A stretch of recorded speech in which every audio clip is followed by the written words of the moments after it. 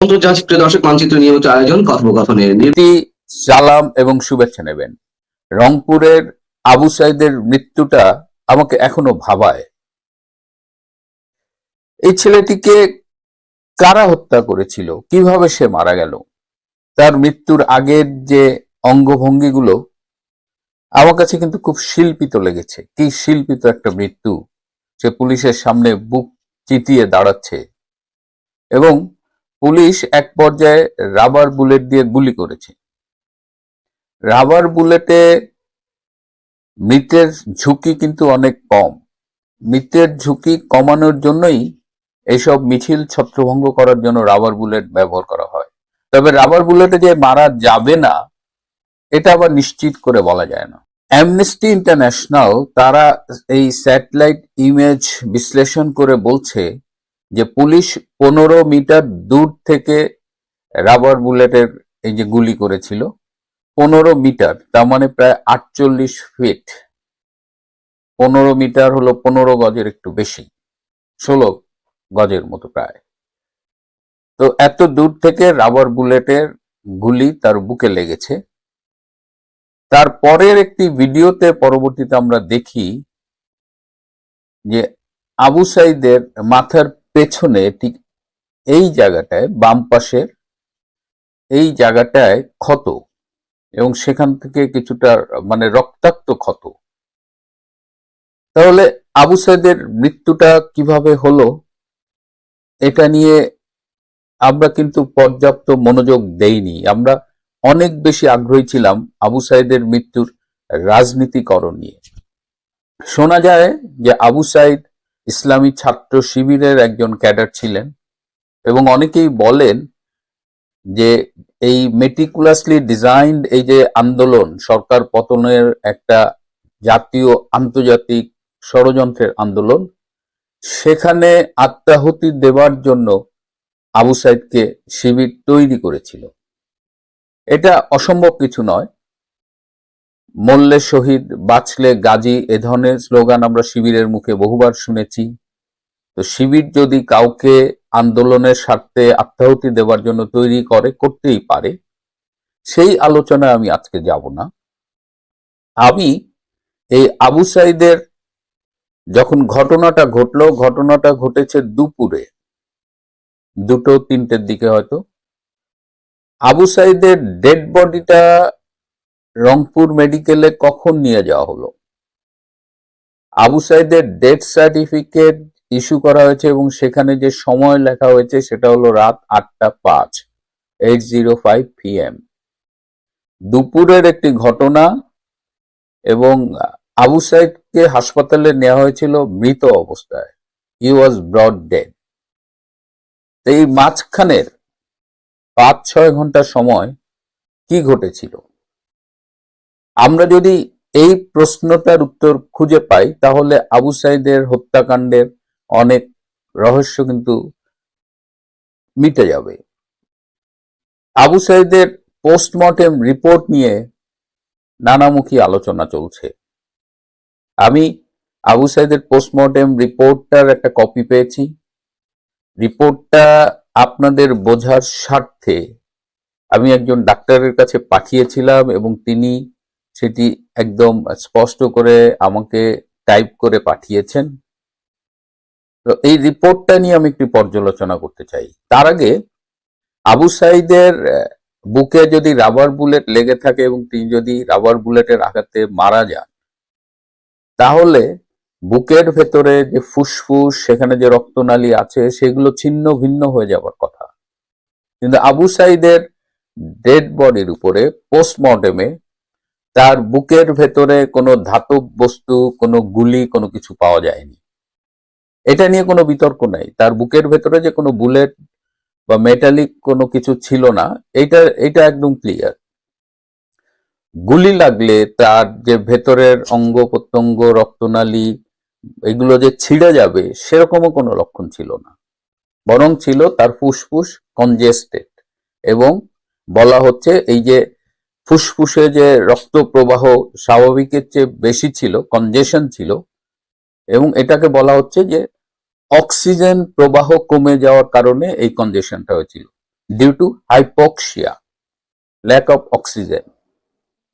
তার মানে কি, যদি বুলেট ইঞ্জুরিতে ভেতরে ছেঁড়া বেড়া হয়ে যেত, ছিন্ন ভিন্ন বিচ্ছিন্ন হয়ে যেত, তাহলে আমরা যে চিত্রটি দেখতে পেতাম সেটি আমরা পাইনি। তার পরিবর্তে আমরা দেখেছি যে ফুসফুসে রক্ত প্রবাহ বেড়ে গেছে এবং সেখানে অক্সিজেন স্বাভাবিকভাবে আর ছিল না। এইটা কিন্তু একটা গুরুত্বপূর্ণ ফাইন্ডিংস, এটা আমাদের মাথায় রাখতে হবে। এই জায়গাটায় আবু সাইদের মৃত্যু রহস্য খুঁজে পাওয়ার জন্য আমাদের আসলে কি করতে হবে? আমাদের এই যে জুলাই আগস্টের যে তথাকথিত ষড়যন্ত্র বা কেউ কেউ বলেন অভ্যুত্থান, এখানে অধিকাংশ মৃত্যুই রহস্যজনক। কিছু মৃত্যু হয়েছে পুলিশ হয়তো রাষ্ট্রীয় স্থাপনা রক্ষার জন্য বা উদ্ভূত পরিস্থিতিতে গুলি চালিয়েছে, মারা গেছে। কিন্তু কতজন এভাবে মারা গেছে আর কতটা মৃত্যু থার্ড পার্টির গুলিতে হয়েছে, সেই উত্তরগুলো আমাদের পেতে হবে। না হলে এই জুলাই আগস্ট নিয়ে এই নোংরা রাজনীতি চলতে থাকবে, প্রকৃত সত্য আমরা জানবো না।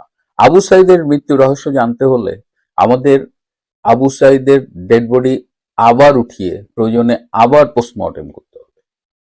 একটা নিরপেক্ষ এক্সপার্টস বোর্ড দিয়ে, তাহলে ন্যাশনাল ইন্টারন্যাশনাল এক্সপার্ট দিয়ে একটা বোর্ড দিয়ে আবু সাইদের প্রয়োজনে আবার পোস্টমর্টেম করতে হবে। We need to know Abu সাইদের মৃত্যুর রহস্যটা উদ্ঘাটন করা দরকার।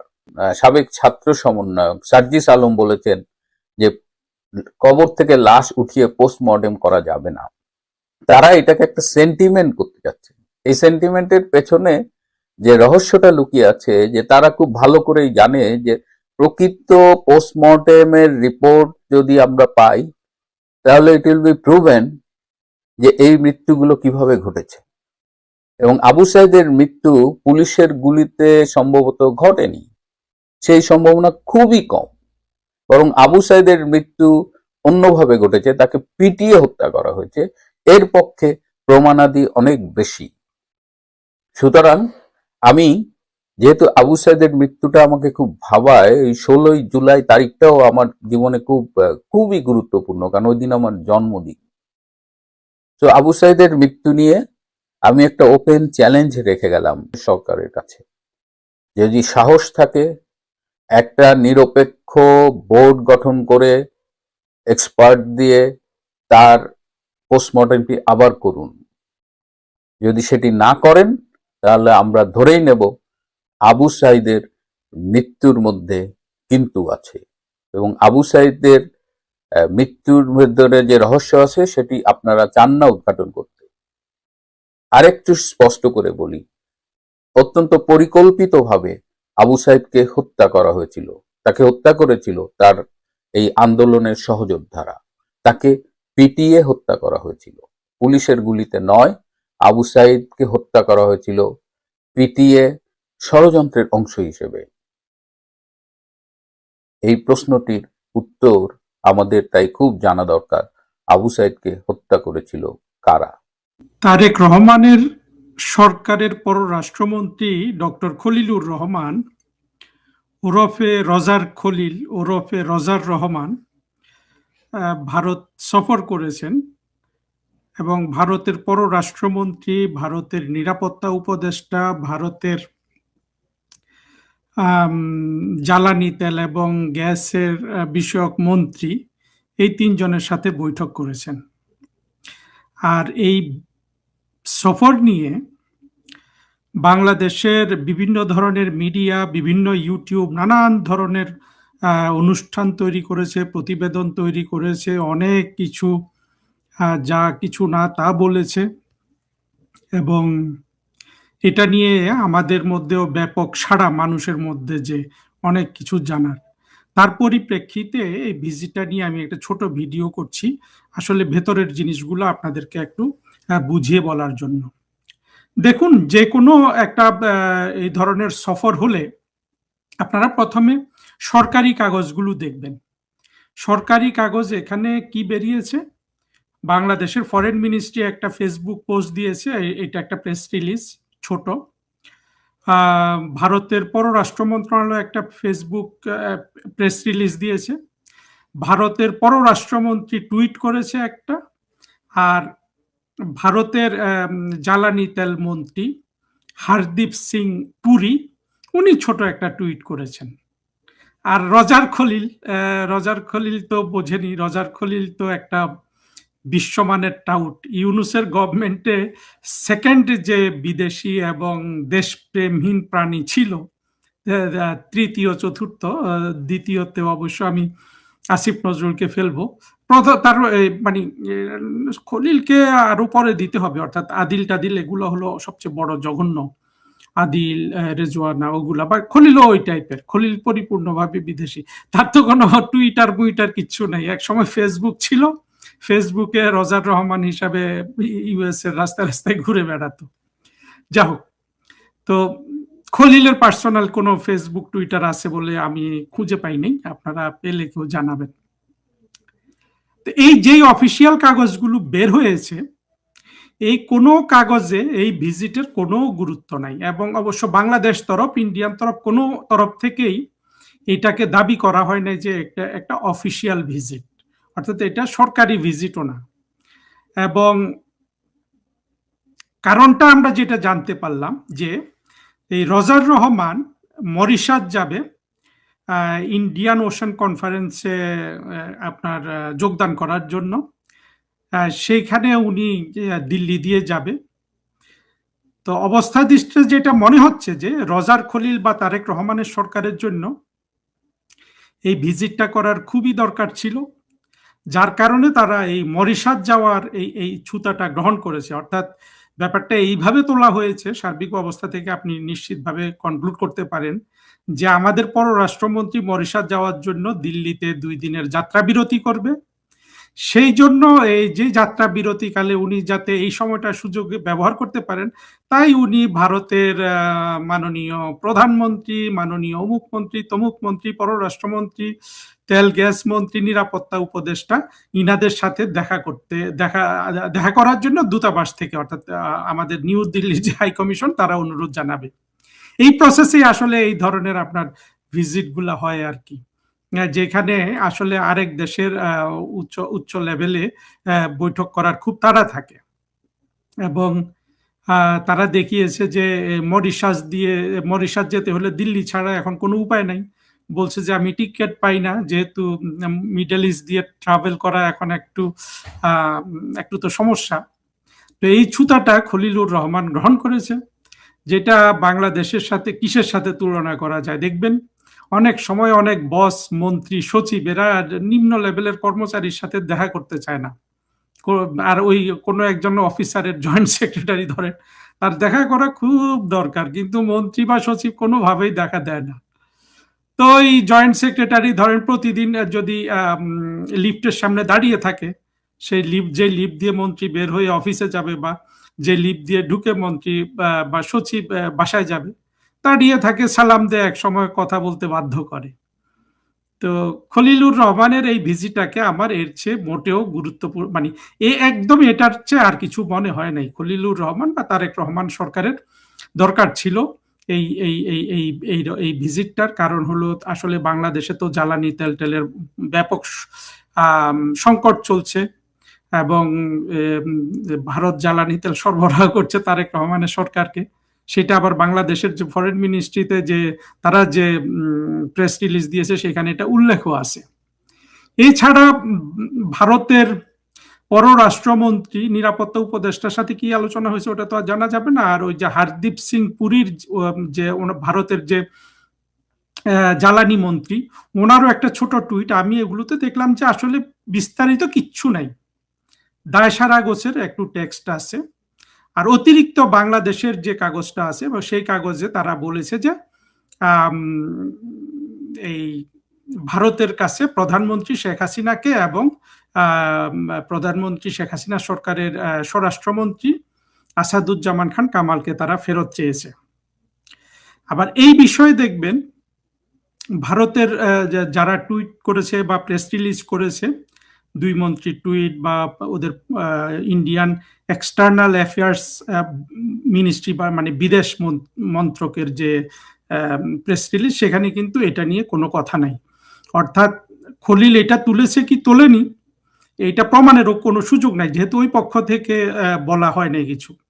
যদি ওই পক্ষের কাছে বিষয়টার কোনো গুরুত্ব থাকতো, তাহলে খলিল যদি বলে যে আমি তাদেরকে ফেরত চেয়েছি, ওই পক্ষ অন্তত এটা উল্লেখ করবে যে তারা এই বিষয়টা উল্লেখ করেছেন তাদের কোনো কাগজে, তাদের কোনো প্রেস রিলিজে, তাদের কোনো টুইটে বা কোথাও। টুইটে না থাকলে অন্তত প্রেস রিলিজটাতে থাকার কথা ছিল, সেখানে কিন্তু এটা নাই। অর্থাৎ এই এই এই এই সাম্প্রতিককালে খলিলের এই ভিজিট নিয়ে পাশাপাশি আপনি দেখবেন বাংলাদেশের অত্যন্ত বদমাশতম সাংবাদিক, ওর চেহারাটা যেমন বদমাশের, লোকটা আরো বদমাশ, সবাই চিনেন, মতিউর রহমান চৌধুরীর মানব জমিনে নাকি কি একটা খবর বেরিয়েছে, এটা নিয়ে আবার কিছু ইউটিউবার তারা ইউটিউবের কন্টেন্টও তৈরি করেছে যে শেখ হাসিনাকে ভারত থেকে ইয়েতে কোথায় কোথায় পাঠাবি ইত্যাদি নিয়ে। এইসব আপনারা যারা দেখেছেন, যারা দেখেননি, কিন্তু এগুলা সব, অর্থাৎ এই বিষয়গুলা এতটাই মানে মানুষের কাছে এতটাই কৌতূহলের বিষয় যে এইসব নিয়ে কন্টেন্ট ক্রিয়েট করলেই সাথে সাথে 8-10 হাজার ভিউ হয়ে যায়। কিন্তু বাস্তবতা হলো যে ভারতের যে পক্ষ থেকে যেসব কাগজ বের হয়েছে সেইখানে এই বিষয়ের কোনো উল্লেখ নাই। তাদের প্রেস রিলিজে বলুন বা তাদের যেটাই নোট বলুন, যেটা তারা পাবলিশ করেছে, পাবলিশ ডকুমেন্টে কিচ্ছু নাই। এখন হ্যাঁ, একটা আপনারা কেউ বলতে পারেন যে পাবলিশ ডকুমেন্টে না থাকলেও আনঅফিসিয়ালি অনেক আলোচনা হয়েছে। আনঅফিসিয়ালি হাজার আলোচনা হতে পারে, কিন্তু আনঅফিসিয়াল আলোচনাগুলোর গুরুত্ব কখন বুঝবেন জানেন? আনঅফিসিয়াল আলোচনার গুরুত্ব তখনই থাকে যখন অফিসিয়াল কাগজে দেখানো হয় যে এই ধরনের গুরুত্বপূর্ণ আলোচনা হয়েছে। অফিসিয়াল কাগজে কিন্তু ওই আনঅফিসিয়াল আলোচনা যদি হয়েও থাকে কিছু, গুরুত্বপূর্ণ কিছু নাই। অর্থাৎ পুরো ভিজিটটাকে ভারত যেভাবে গুরুত্বহীন করেছে, এইটা দেখে মানে এটা এটা এটা এটা এটা খুবই তাৎপর্যপূর্ণ ভারতের তরফ থেকে। তারেক রহমান সরকারকে কিভাবে দেখে সেটাও কিন্তু এখানে একটু বোঝা গেল। আর তারেক রহমানের সরকার এই খলিল যখন ইন্ডিয়াতে, তখন তারা দুটা জিনিস করেছে। স্পিকার শিরিন শারমিন চৌধুরীকে গ্রেপ্তার করেছে, আর আওয়ামী লীগকে সংসদে তারা পাশ করে আইনত নিষিদ্ধ করেছে। তো এই ঘটনা দুইটা কাকতালীয় হোক বা না হোক, এইটা অত্যন্ত সিগনিফিক্যান্ট। কারণ হলো যে তারা এটাকে ভারত একটু কড়া দৃষ্টিতেই দেখবে ভবিষ্যতে। এই জন্য দেখবে যে এমন নয় যে ভারত আওয়ামী লীগের ফেভারে কিছু। আমি ভারত আওয়ামী লীগের ফেভারে বিপরীতে এগুলো আসলে আমি কিছু মনে করি না। আমি মনে করি ভারত তার স্বার্থ অনুযায়ী কাজ করবে। আমি আরো যেটা মনে করি, ভারত তার স্বার্থটা ভালোভাবে বুঝতে পারে না বাংলাদেশের ক্ষেত্রে। এইখানে ভারতের প্রজ্ঞার যথেষ্ট অভাব আছে। তো সেই দিকে আজকে যাচ্ছি না, এই ভিডিওটা লম্বা করতে চাই না, কথার পেছনে অনেক কথা আসে, আর আমি তো কথা গুছিয়ে বলতেই পারি না। তো যেটা হলো যে এই এই এই ভিজিটটাকে এই যে তারা দুইটা কাজ করলো, দুইটা কাজই হলো যে আপনার স্বৈরতন্ত্র কায়েমের জন্য এবং রাজনৈতিক প্রতিশোধ গ্রহণের জন্য তারেক রহমানের সরকারের যে চেহারা, সেইটা ভারতের কাছে ফুটে উঠলো। এবং ভারতে যেহেতু শেখ হাসিনা অবস্থান করছেন, সেই সময়ে আওয়ামী লীগকে নিষিদ্ধ করা, এইটা আপনি যে কোনো দৃষ্টিতে দেখবেন যে এইটা কিন্তু ভারত সরকারকে এক ধরনের অপমানের বার্তা দেয়া। সেইটা কিন্তু ভবিষ্যতে এই তারেক রহমানের সরকারকে ফেস করতে হবে।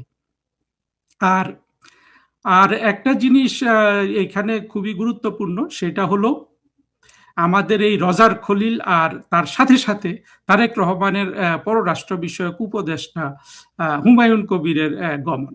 আমি খুব কয়েকদিন লক্ষ্য করলাম যে হুমায়ুন কবির ছাড়া, এই খলিল হুমায়ুন কবিরকে ছাড়া বড় কোনো জায়গায় যায় না। এইটার একটাই স্পষ্ট বার্তা যে এই খলিলকে কিন্তু তারেক রহমান বিশ্বাস করেন না, উনি বিশ্বাস করেন হুমায়ুন কবিরকে। আর খলিলকে তো বিশ্বাসের কোনো কারণই নেই।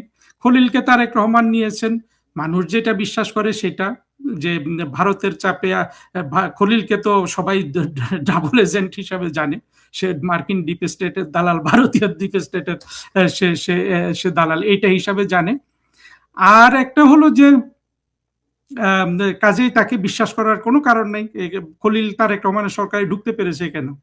এটা ছাড়া আরেকটা কারণ থাকতে পারে যে ইউনূসের সাথে লন্ডনে তারেক রহমানের যে যে মীমাংসা হয়েছে, সেখানে খলিল একটা বড় উদ্যোগ গ্রহণ করেছিল, সেটা হতে পারে। তো যে কারণেই হোক, খলিল হলো তারেক রহমানের সরকারের মধ্যে একটা কাঁটা, এবং খলিলের মতো দেশপ্রেমহীন এবং অত্যন্ত চতুর এবং এই সুন্দর সুন্দর কথা বলতে পারলো খলিলের কিন্তু আপনার ইয়ের কি বলে চাটুকারিতার দীর্ঘ ইতিহাস আছে। যেমন ইউনূসের চাটুকারিতার দীর্ঘ ইতিহাস আছে। ইউনূস যে বিশ্ব সভায় এত উপরে উঠেছে, এটার মূল কারণ কিন্তু ইউনূসের চাটুকারিতার দক্ষতা এবং পাবলিক রিলেশনসের দক্ষতা, অর্থাৎ মানুষের সাথে যোগাযোগ রক্ষা করার দক্ষতা। খলিলেরও সেই দক্ষতা আছে। খলিলের সাথে নিশ্চয়ই আওয়ামী লীগের অনেক লোকজনের কানেকশন আছে। সুতরাং খলিলকে নিয়ে তারেক রহমানের যেমন হৃদকম্পন আছে, আবার আওয়ামী লীগ সরকারেরও খলিলকে নিয়ে এই ধরনের টাউট বাটপার দালালদের নিয়ে আসলে আতঙ্কের কিছু নাই। এবং এই ভিজিটটাকে আমি অবমাননাকর হিসাবে দেখি।